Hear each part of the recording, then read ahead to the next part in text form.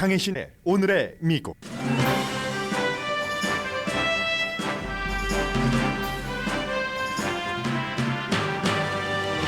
바이든 대통령이 침묵을 깨고 최근 미국이 격추시킨 세 개의 물체는 중국과 상관이 없다고 밝혔습니다. 그러나 중국에 사과를 하진 않았고 중국은 여전히 미국을 못마땅하게 생각합니다.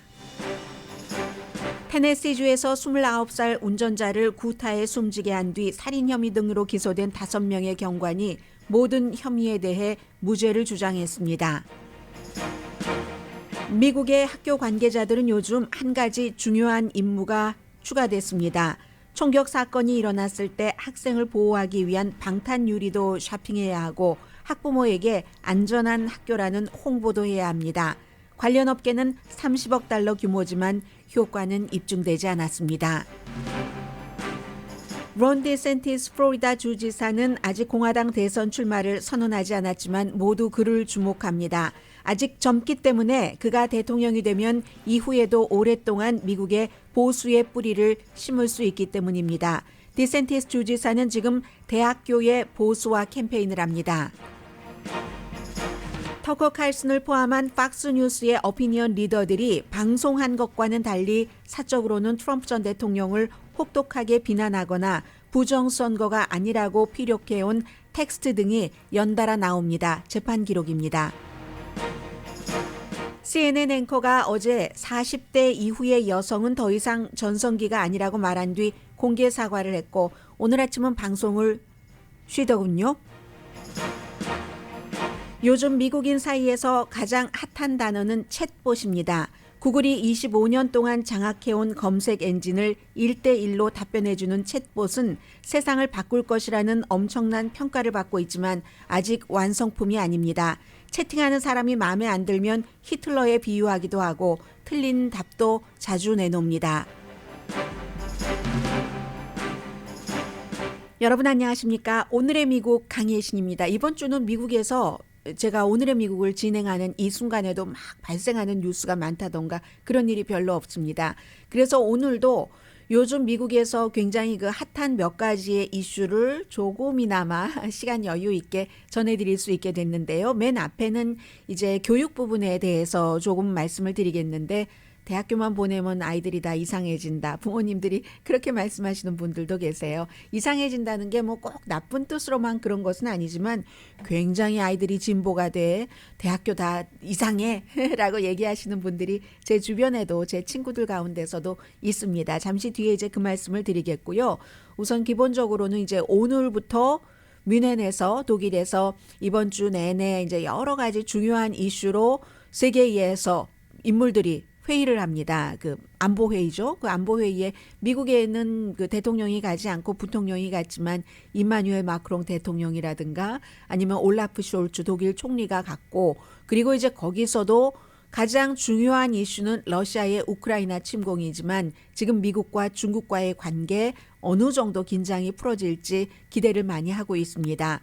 어제 바이든 대통령이 8분입니다. 8분 동안 설명하기에는 충분한 시간은 아니었습니다. 최근에 중국이다 하면서 나중에는 뭐 세계의 물체는 중국인지 아닌지 정확하게 알 수는 없다고 했지만 첫 번째 것은 여전히 중국에서 온 정찰용 풍선이라고 얘기를 했고 그것을 추격시킨 것에 대해서는 사과하지 않았지만 나머지 2, 3, 4를 추격한 바로 그 물체들은 중국과 상관이 없을 가능성이 아주 높다고 얘기를 했습니다. 대통령이 뮌헨에서 미국의 국무장관이 왕이 외교부부장을 만날 수 있다면 중국에 만나기 전에 이런 것을 한 것은 물론 미국에서의 어떠한 그 궁금함도 잠재우기 위함이었지만 독일을 생각하는 그런 의미도 분명히 있었을 겁니다.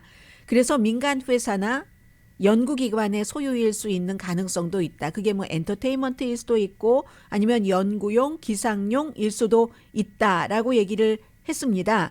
그런데 그러면 이제 앞으로 바이든 대통령은 그럼에도 불구하고 성급하게 격추하라는 명령을 내렸네. 첫 번째 것은 그렇다 하더라도 두 번째, 세 번째, 네 번째 이런 비난을 받을 것을 각오하고 중국 것이 아닐 가능성이 높다. 그러나 지금으로서는 알 수 없다. 잔해가 수거되지 않기 때문에라고 얘기한 것은 중국에 양보를 한 겁니다. 처음에 중국에서 첫 번째 것이 격추됐을 때 우리가 의도했던 것도 아니고 정찰용이 아니지만 그러나 유감이다라고 중국이 사과를 했는데 그때는 미국에서 하도 공화당, 민주당 정치인들이 들고 일어나니까 두 번째, 세 번째, 네 번째는 급하게 추격을 해버렸습니다.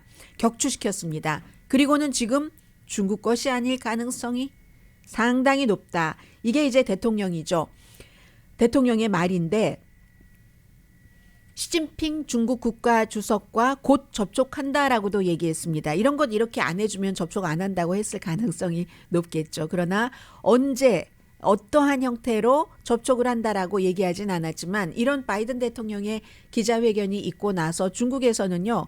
시진핑 중국 국가주석과 바이든 대통령이 접촉을 한다도 아니고 안 한다도 아니게 아주 애매하게 외교부에서 얘기를 했습니다. 어제 바이든 대통령도 얘기를 했고 중국도 끊임없이 말하는 것처럼 지금 미국과 중국은 새로운 냉전을 원치 않습니다. 그리고 이제 8분 정도 얘기를 하고 나니까 준비한 것을 읽었죠. 읽고 나니까 뒤에 뭐 대통령 문장도 막 보이고 있습니다. 그러니까 대통령이 이 정도로 2, 3, 4 격추된 것은 중국에서 온 것이 아닐 수 있다. 또 민간일 가능성이 높다고 얘기한 것은 굉장히 중요한 거의 그렇다라고 보셔도 될 만한 그런 겁니다.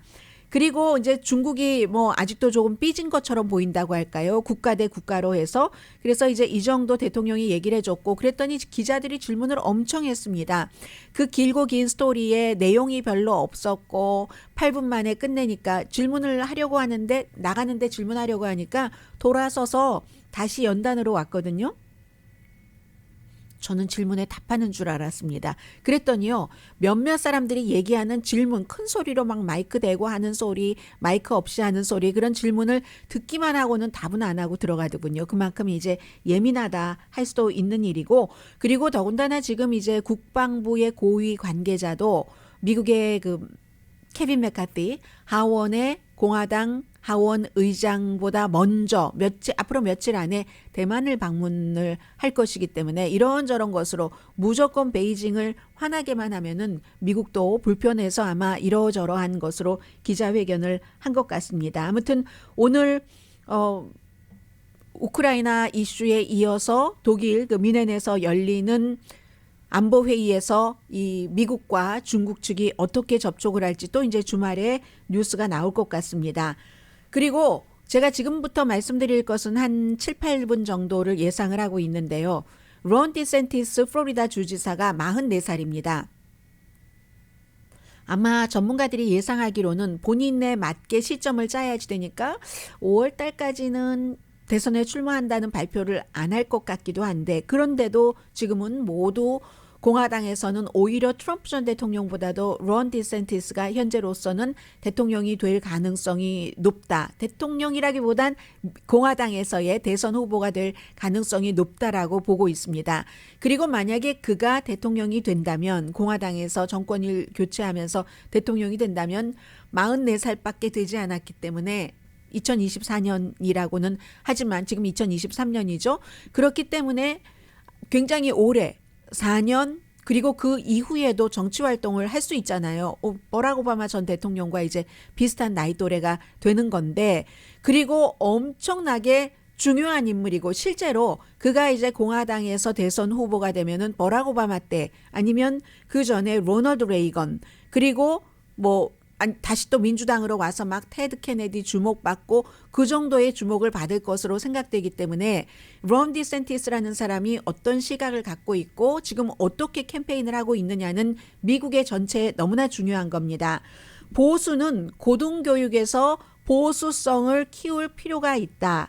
언론사와 띵크탱크는 좀 있지만 팍스라든가 카토 연구소라든가 인스티튜션이라든가 아니면 또 뭐 헤리티지 재단이라든가 있지만 대학교는 자녀 보내보시면은 알지만 거의가 진보입니다. 대학교 교수들 가운데서요. 본인을 진보 내지는 좌파다라고까지 얘기하는 사람이 60%가 넘습니다. 오늘 아침에 이제 뉴욕타임즈에서 쭉 그 정리를 해놓은 것을 제가 그 가운데서 또 부분적으로 정리를 해서 전해드리고 있습니다. 그에 비해서 대학교 교수 가운데서 저는 보수거나 극우입니다라고 답한 사람은 12%밖에 안 됩니다. 그럼 한 62% 진보 대 12% 보수하면 그 격차가 어떻게 되겠습니까? 그래서 지금 정치적으로 보수인, 사회적으로 보수인 사람들이 대학이 글러먹었어라고 얘기를 하죠. 그래서 이걸 이제 바꾸려는 노력을 론 디센티스라는 지금 대선에 출마할 가능성이 높은 사람이 이미 플로리다주에서 시작을 한 겁니다. 예를 들어서요. 만약에 언론 같은 경우는 CNN이라든가 MSNBC가 좀 진보적입니까? 엄청 진보적이죠. 그런데 그런 그 시각을 좀 약하게 하기 위해서 보수 쪽에서 CNN이라든가 MSNBC를 인수합병을 안 해도 됩니다. 이후에 팍스라는 네트워크를 만들었으니까. 그리고 팍스만큼 성공하지 못하고 지금 이제 가라앉는 것처럼 보이기도 하는 또 다른 아류의 언론 매체들이 있잖아요. 그런데 교육은 그렇지가 않은 겁니다. 교육은 이렇게 워낙에 교수들이 진보적인 성향이 많은 그런 교수들이 있는데 대학이 그러니까 어떻겠습니까? 거의 진보적인 성향이 굉장히 강하다고 보죠. 그래서 플로리다주에서는 작지만 보수적인 크리스천 공립대학교 힐스데일 칼리지라는데 이곳이 있었는데 이곳이 워싱턴 DC에도 캠퍼스를 만들었답니다. 학생들을 이제 확장을 해나가는 거예요. 그래서 얼마 전에 AP 시험의 그 칼리지 보드가 플로리다의 론 디센티스 주지사를 포함해서 하도 정말 강하게 뭐 흑인 역사에 대해서 하는 것을 금지해야 된다고 하니까 약간의 그 수정을 했잖아요. 그래서 칼리지 보드 자체도 비난을 받았었는데 그런 식으로 칼리지 보드가 아프리칸 아메리칸에 대해서 AP에 그 과목을 포함은 시켰는데 수정을 하도록 한 것이 내 성과다라고 굉장히 앞세우고 있습니다. 이건 내가 대선에 출마한다고 발표하지 않으면서 대선에 출마해서 미국을 교육적인 면에서부터 보수로 바꿔놓겠다 하는 론 디센티스의 의지를 얘기를 해줍니다. 그래서 플로리다주에서는 교육에서의 여러 가지 그 다양성 같은 것을 없애고요. 또 하나는 공립학교부터 시작을 할 수 있는 거죠. 공립대학교부터 이제 교수들은 되기 전까지 한인분들 교수분들 너무 많으시잖아요. 교수계에서의 싸움은 일반 이런 업계에서의 싸움보다 더 치졸하고 더 더럽다면서요. 그렇게 해서 이기고 나면은 그냥 평생 별일이 없으면 교수로 가는 거잖아요. 석좌 교수로. 이러한 것들을 그 교수의 임기를 약하게 하겠다. 공립대학교에서 이게 이제 론 디센티스 지금 공화당에서 가장 주목하는 정치인이 하고 있는 일입니다. 세라소타라는 그 지역에서도 작은 공립학교 뉴 칼리지 오브 플로리다 여기에 보수주의자들을 심고 있답니다. 아예 학교에서도 새로운 지도부가 학교의 이념을 바꾸고 싶다. 이렇게 아무튼 얘기를 합니다. 그리고 이제 미국 대학교의 이 진보와 보수의 갭은요. 물 좀 마시겠습니다.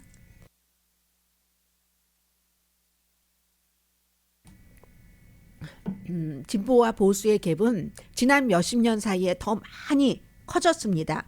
왜 그러냐면 대학 자체가 오랜 동안 진보적인 기관이었기 때문에 그 교수들이 오랜 동안 그렇게 있으니까. 그런데 그 영향은요 오히려 반대일 수도 있다고 얘기합니다. 안 되겠습니다. 잠시 뒤에 전해드리겠습니다. 죄송합니다. 방송하는 사람이 목을 잘 관리를 해야지 되는데 제가 이제 원인을 알았습니다. 들어오니까 에어컨이 켜졌었고 그리고 앵클 부츠를 신었거든요. 앵클 부츠를 신었기 때문에 다른 때 아주 따뜻하게 긴 양말을 신었는데 오늘 조금 짧은 양말을 신었더니 아마 그 사이로 바람이 들어가서 기침이 또 나온 것 같습니다. 찬 공기와 함께. 그래서 대학교의 그 보수성을 말씀을 드리고 있는데 보수성이 아니라 진보성을 말씀드리고 있는데 너무나 오랜 동안 진보적인 기관이었고 또 교수들이 수십 년 동안 그 자리에 있으니까 그 기본적인 것 자체는 변하지가 않습니다. 대학이. 그런데요. 오히려 지금 이제 뉴욕타임스가 여러 가지 자료들을 분석을 해서 내놓은 것을 보면 그러면 학생들이 전부 다 진보적으로 완전히 돼버리는 것이냐. 그건 아니라고 합니다. 왜냐하면은 오히려 대학교의 강의가 학생의 시각을 아주 그 진보적이었던 학생의 시각을 온건하게 만들기도 한다고 하거든요. 그게 이제 두 가지 이유 때문인데, 하나는 교수 자신들이 진보적인 시각을 갖고 있을 수는 있지만 교수는 또 교수로서의 역할이 있기 때문에 어떠한 안건 이런 것에 대해서 진보와 보수 학생들이 토론을 하게 해서 이때에 이제 진보의 학생들이 경험하지 못하는 것을 보수 학생들이 경험을 한다고 지적을 합니다. 보수 학생이 숫자가 워낙에 적으니까 야, 이거 선생도 저런 시각이지, 다른 친구들도 저런 시각이지, 그럼 내가 이기려면은 여기서 어떻게 상대를 설득시켜야지 되는가, 여기에 대한 연구와 훈련이 굉장히 잘 된답니다. 보수적인 시각을 갖고 있는 학생들은. 그렇기 때문에 이 보수적인 시각을 대학에서 갖고 있는 학생들의 그 같은 그 강함이 더욱 강해지고, 그 강함과 그 논리 구성의 탄탄함으로 오히려 굉장히 진보적이었었던 학생들조차 약간 온건한 쪽으로 이제 기울게 할 수 있는, 이거 완전히 헝그리 정신이잖아요. 그런 면도 없지 않아 있기 때문에 보수적인 사람들이 대학이 완전히 진보파야라고 얘기하는 것은 실제보다는 조금 과장됐을 수도 있다. 이건 이제 보수주의자이고 본인이 정치학 교수인 클레어몬트 맥케나의 존 쉴즈 교수가 하는 얘기입니다. 실제보다는 조금 과장됐을 수 있다. 이런 얘기를 하고, 또 교수 자체가 자신의 정치적인 시각은 그렇다 할지라도 교수의 역할을 너무 잘 알고 있기 때문에 뭐 어떠한 그 정치 토론에서 학생들에게 무엇을 심어주려고 하는 것보다는 오히려 나의 시각을 학생들이 이렇게 알고 있지 하니까 그 시각으로 압박을 넣지 않으려고 하는 것을 교수가 보여주고 싶어 하는 것도 있다는 그런 얘기를 하고 있습니다. 아무튼 그래서요, 대중은 굉장히 그 대학교가 문제라고 생각을 하고 캠퍼스가 한쪽 방향으로 기운다고, 이미 기울어 있다고 믿고 있지만 대중이 믿는 만큼 정도는 아닐 수도 있다라고 생각을 해도 괜찮다라는 게 이제 뉴욕타임스의 보도인데요. 어쨌든 론 디센티스라는 플로리다 주지사는 이 같은 대중의 생각을 그러니까 이렇게 바꿔야지 됩니다. 내가 바꾸고 있지 않습니까? 초중 고등학교에서의 여러 가지 뭐 노예제에 대해서 가르치지 못하도록 한다던가 뭐 이런 얘기들을 하면서 본인의 표를 지금 모으고 있는 중입니다. 보수 다지기를 하고 있는 겁니다. 그런데 이제 이 같은 주장과 대학교, 고등교육의 보수화잖아요. 언론의 보수화가 아니라 고등교육의 보수화는 성공하려면은 도전이 많죠. 언론은 앞서 말씀드린 그런 뭐 CNN 안 사도 박스를 하나 만들면 되고 뉴스맥스를 만들면 되고 하는데 그런데 이 대학교는 대학교를 아무리 만들어 봐야 그 대학교의 정원이 몇 명이겠습니까? 이렇게 플로리다에 있고 또다시 워싱턴 DC에도 캠퍼스를 오픈하긴 하지만 그건 상당히 제한적이라는 것이죠. 그리고 론 디센티스 주지사가 본인의 주지사 임기에 대학교 그 교수들의 그 임기를 얼마나 제한할 수 있느냐, 이것도 오랜 동안 이어왔던 전통인데 그게 하루아침에 되겠습니까? 그게 안 된다는 그 같은 그 약점은 있지만, 그리고 그것은요, 공립대학교의 교수의 임기 같은 것은 또 플로리다주의 의회에서 승인을 해줘야지만 됩니다. 그리고 어쩌면 이미 교수가 되려고 생각했었던 사람들, 이런 많은 사람들이 이제 어렸을 때부터 꿈을 키워가기 때문에 보수 성향의 사람들이 교수가 되지 않으려고 하는 것들도 있고, 그리고 또 하나는 뭐 이거 수없이 말씀드립니다만 교육을 많이 받으면 많이 받을수록 진보적인 생각이 강해집니다. 그러면 대학 교육 받고 대학원 박사학위까지 다 하는 그렇게 해서 교수 자격증을 얻는 사람은 아무래도 보수 인구보다는 진보 인구가 많죠. 이 같은 그 딜레마가 있다. 그러면요, 이런 딜레마가 있어서 그 보수적인 그 고등교육계를 확 바꾸지 못해도 론 디센티스는 베네핏을 받습니다. 적어도 노력이라도 한 사람이다. 이런 얘기. 그래서 뉴 칼리지 오브 플로리다 보수의 교육자로 딱 채우려고 하고 있는, 이미 그렇게 가고 있는, 여기 학생이 700명밖에 안 되거든요. 이 700명으로 뭐를 하겠습니까? 아무튼 그렇지만 론 디센티스가 딱 내가 대선에 출마합니다라고 포지셔닝을 하면은 과거에 테드 케네디처럼 레이건처럼 또 버락 오바마처럼 주목을 받게 될 것이다 하는 겁니다. 그래서 이제 니키 헤일리 그 전 유엔 대사가 며칠 전에 대선 출마에 합니다 하니까 그 월스트리트저널에서 아주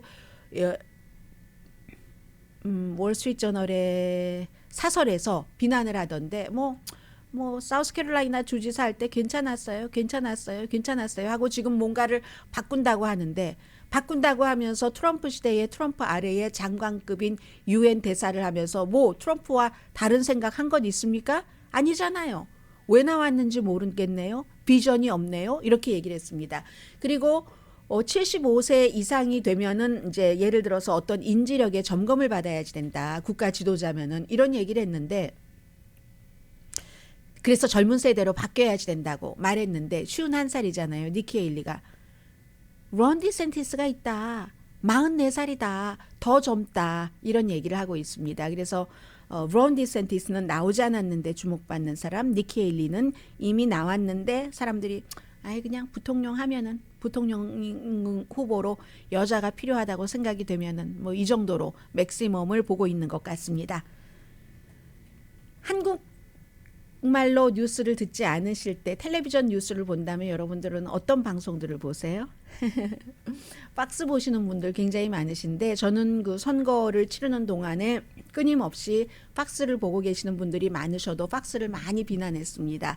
박스의 진행자들의 이중성을 너무나 보고 있었기 때문에 그 이중성을 보면서 이중성이 아니라고 말하고 무슨 뭐 중립을 지킨다고 이것도 아니고 저것도 아니고 애매하게 말하는 것이 굉장히 비겁하다고 생각했기 때문에 제가 자주 박스의 션 해니티, 로라 잉그램, 터커 칼슨을 비난을 했습니다. 그런데 그 같은 비난이 지금 박스가 선거가 끝나고 나서 막 부정선거라고 주장하고 도미니언 그 보링 시스템 그 회사의 기계를 미국에서 과반수 이상이 그 회사 기계를 쓰고 있는데 거기서 트럼프에게 투표하면 바이든으로 넘어가게 조작됐다 했잖아요. 그래서 그 회사가 지금 박스를 상대로 16억 달러 손해배상 청구를 했습니다.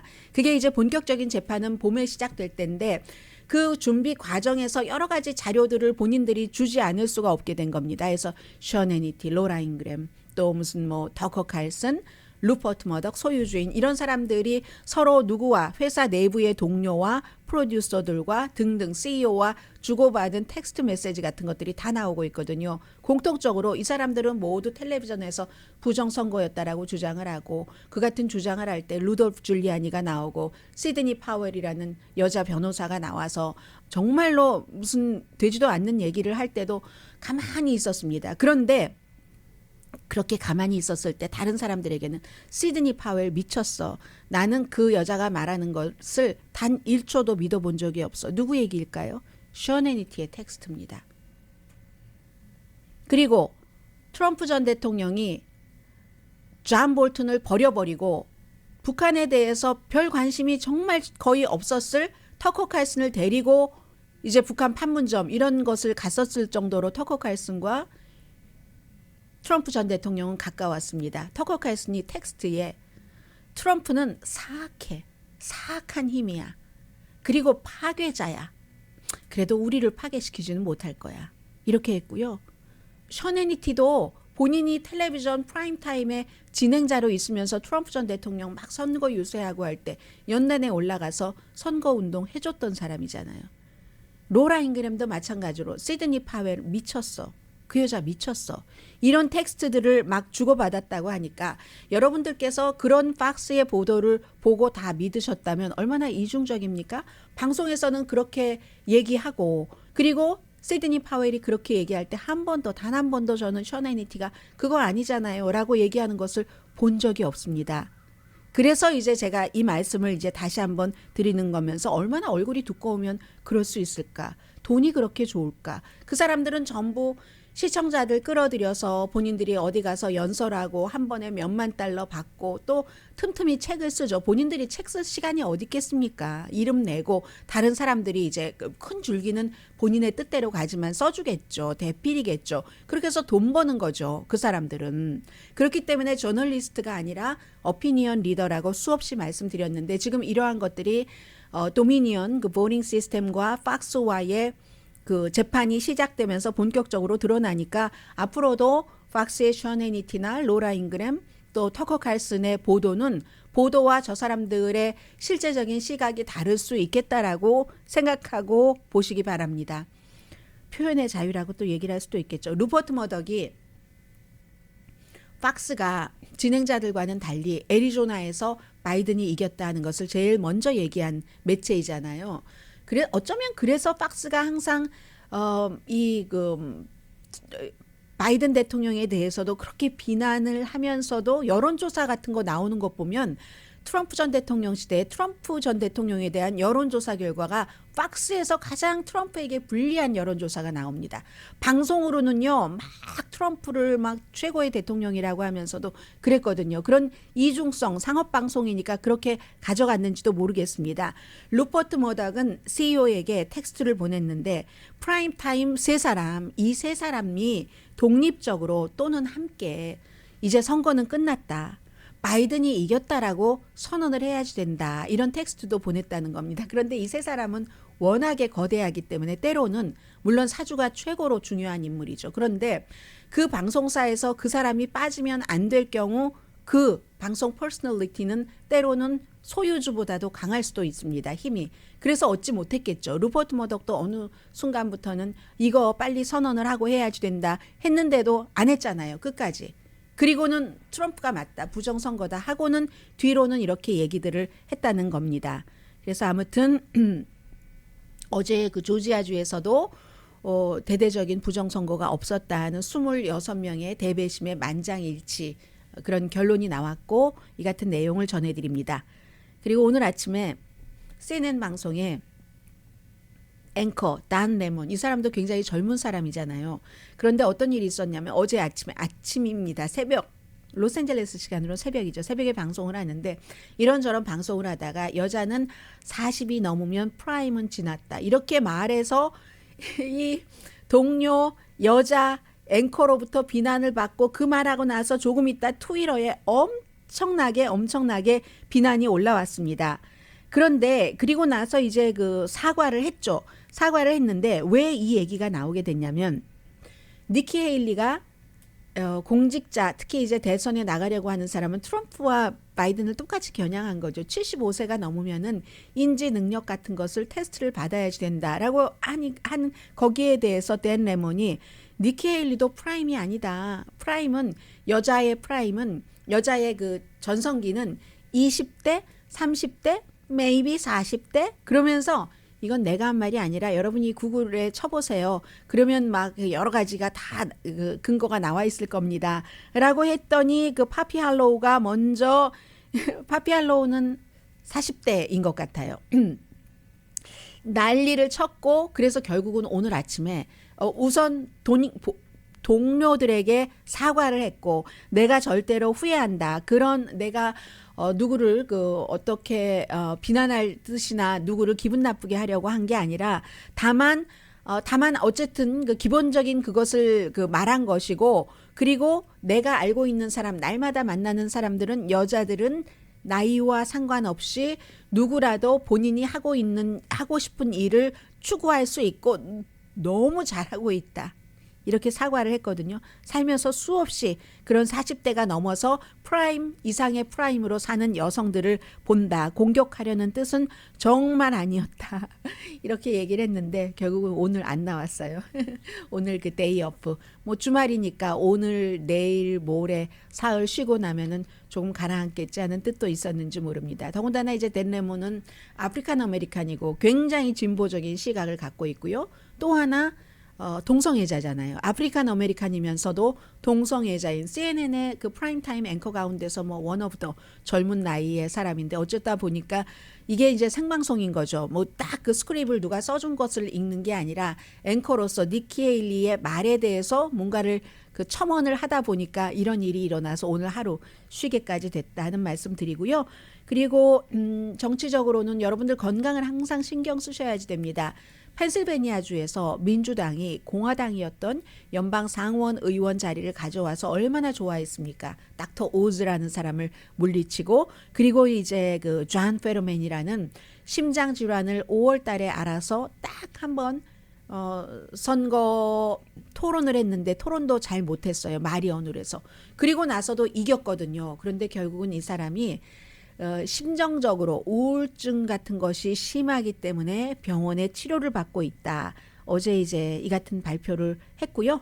잠시 뒤에는 제가 이 말씀을 언제 드리나 하면서 오늘도 저의 마음에는 그 완전하게 여러분들께 여러분들이 원하시는 만큼 충분히 전해드릴 수는 없을 수 있다고 생각을 하면서도 더는 늦추면 안 되겠다 싶어서 챗 GPT에 대해서 조금 전해드립니다. 왜냐하면 어제 이 챗 GPT라는 챗이라는 게 채팅할 때의 챗이고 챗봇이죠. 봇은 로봇과 채팅하면서 많은 문제들을 해결하잖아요. 특히 이제 검색의 부분에서. 그런데 어제 이게 특히 가장 최근에 2월 7일에 나온 것이 마이크로소프트에서 만든 빙인데 이 빙이 정말 놀라울 만한 괴상망측한 답변 같은 것들도 많이 내놨거든요. 그래서 모든 새로움이 오면 사람들은 그 새로움을 특히 미국 사람들은 경이로움으로 보죠. 경이로움으로 보고 크레딧을 많이 줍니다. 그런데 지금 이 챗봇이 크레딧을 받고 있는 것만큼은 그 정도까지 오지는 않는 게 아닌가 하는 생각이 들거든요. 왜냐하면 챗봇에 대해서는 뭐든지 다 해결해 준다고 하니까 나 일자리 없어지는 거 아니야 라고 걱정하시는 분들이 많이 계시더군요. 잠시 뒤에 좀 전해드리겠습니다.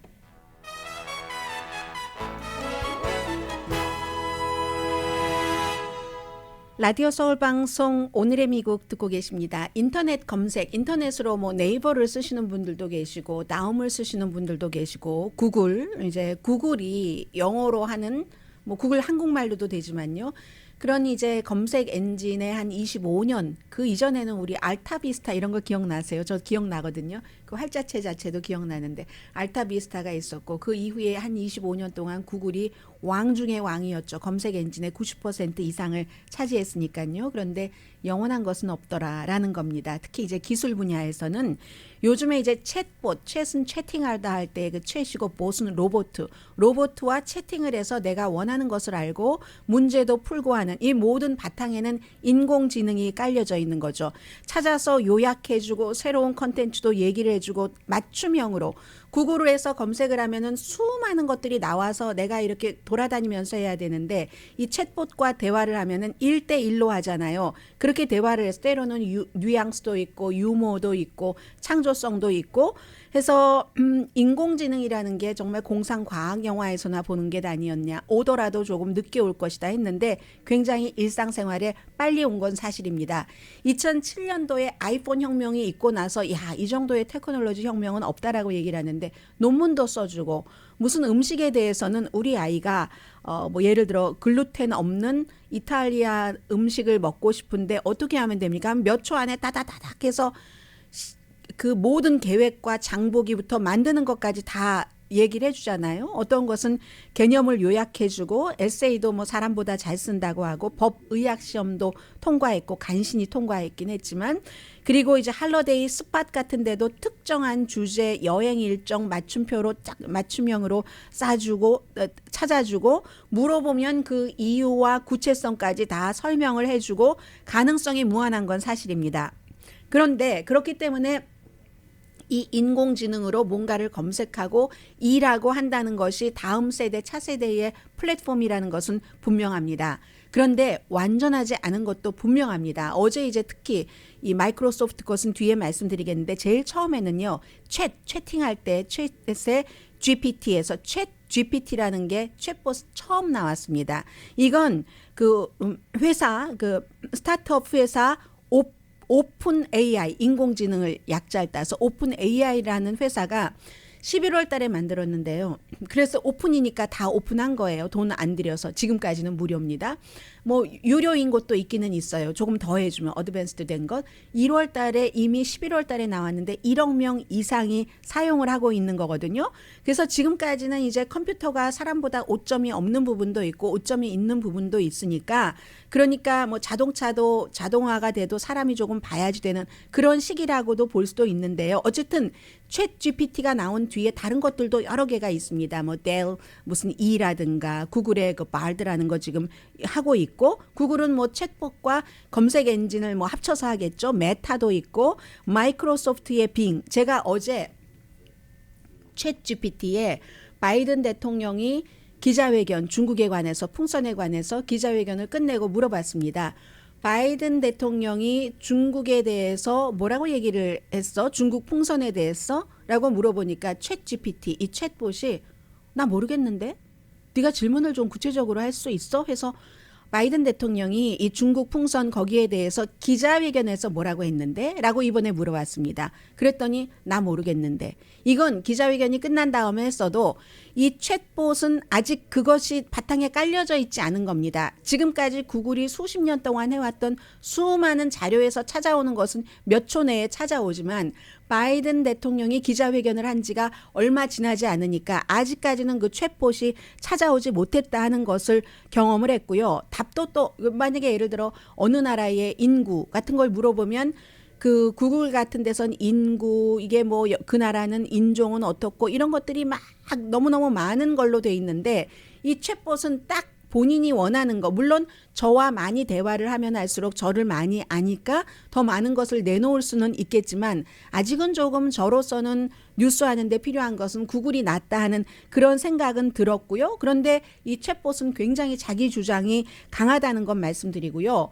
수익 리포트라든가 아니면 무슨 뭐 세금 보고에서의 계산 주식시장 커버리지 이런 것 정도는 인공지능이 충분히 그 할 수 있기는 있다 하는데 어제 지금 AP통신 기자들도 뉴욕타임스 기자도 테크놀로지 기자들도 마이크로소프트가 바로 이제 제일 처음에 나온 챗 GPT라는 챗봇을 합병을 하면서 마이크로소프트가 제일 처음에 이제 빙이라는 거 있었잖아요. BING.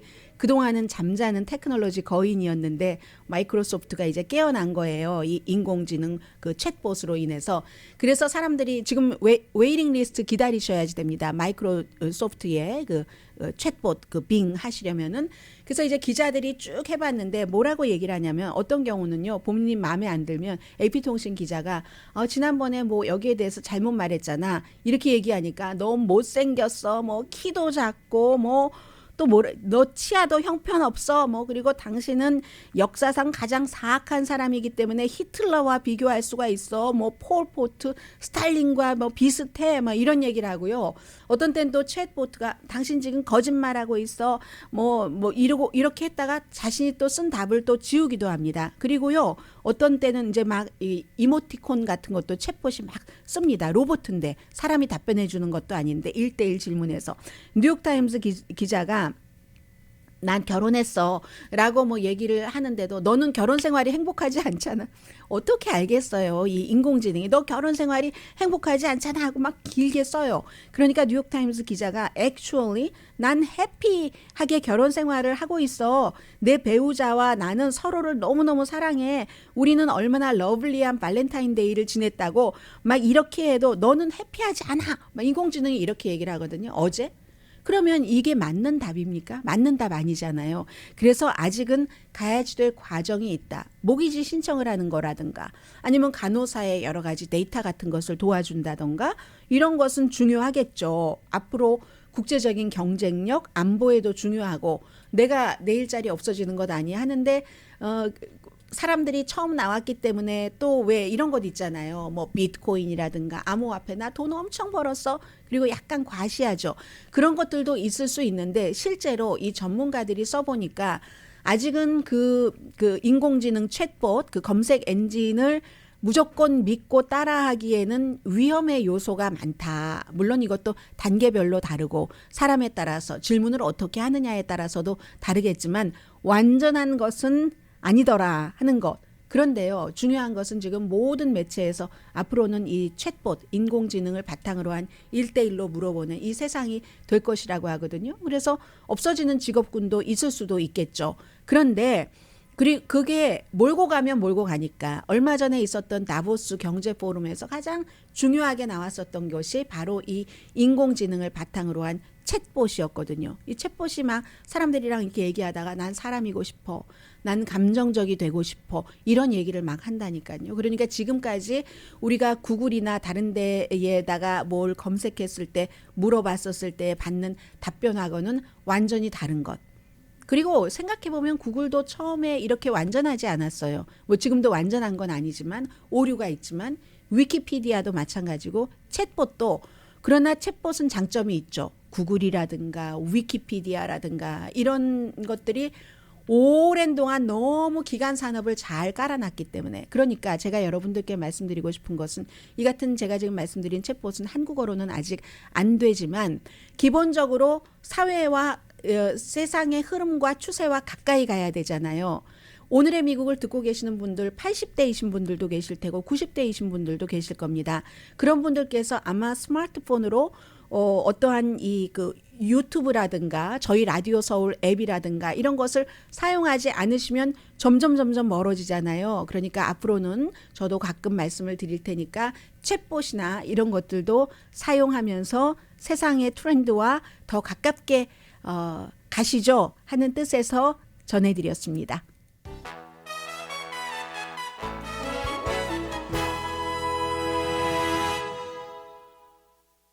네, 라디오 서울 방송 오늘의 미국 듣고 계십니다. 우선 그 테네시주에서 5명의 경관, 뭐 2급 살인 혐의, 또 납치 혐의 등등으로 지금 전부 그 기소가 됐는데, 이 5명이 29살의 운전자를 그 스탑사인에서부터 어디 그 주거지까지 데리고 가서 구타하고 해서 사흘 만에 숨진 그 케이스에 대해서 본인들은 전부 무죄를 주장을 했거든요. 보통 시작은 이렇게 하죠. 그리고 5명 전부 그 보석금 내고 풀려났기 때문에 수감되지는 않았습니다. 5월 1일 달이 아니라 5월 달 1일에 첫날에 이제 다음 그 법원 가는 날이기 때문에 그때 또 전해드리고요. 폭력적인 미국에서 안전히 학교에서도 요즘 그 선생님들이 학교에 학생들을 우리가 어느 학교에 보내야지 되는가 그 선택의 여지가 많을 때 학부모님들이 선택을 하실 때 저희 학교가 안전합니다. 여기에 대한 홍보를 상당히 많이 한답니다. 오늘 뭐 뉴욕타임스가 굉장히 긴 기사로 보도를 했는데, 방탄 책상, 방탄 유리, 뭐 어린이를 총격으로부터 완전히 막을 수 있을까요? 그런데 어쨌든 학교로서는 할 수 있는 모든 것들을 하고 운전기사 훈련시키고 해서 뭐 사격 연습도 하고 어떤 박람회 같은 것이 있어서 그러한 학교의 안전장치를 하는 그런 그 기구 물건들을 파는 하는데, 그런데 다니면서도 선생님들이 참 슬프다라고 얘기를 한다고 하고, 가까운 거리에서 30발을 쏴도 안전할 수 있는 그런 뭐 끄떡없는 유리라든가 글쎄요, 끝내 그런 게 있는지는 모르겠습니다만은 이 같은 비즈니스 업계가 지금 30억 달러라고 얘기를 하고 있거든요. 물론 학생들뿐만 그렇겠습니까? 직원들도 굉장히 그 보호를 하는 건데, 그리고 자동적으로 딱 닫히는 문, 방탄 테이블, 백팩, 또 그 총을 쉽게 감지할 수 있는 인공지능, 또 이런 것도 가르친다고 하거든요. 연필을 어떻게 효율적으로 용의자의 눈에 확 꼽나, 이런 거.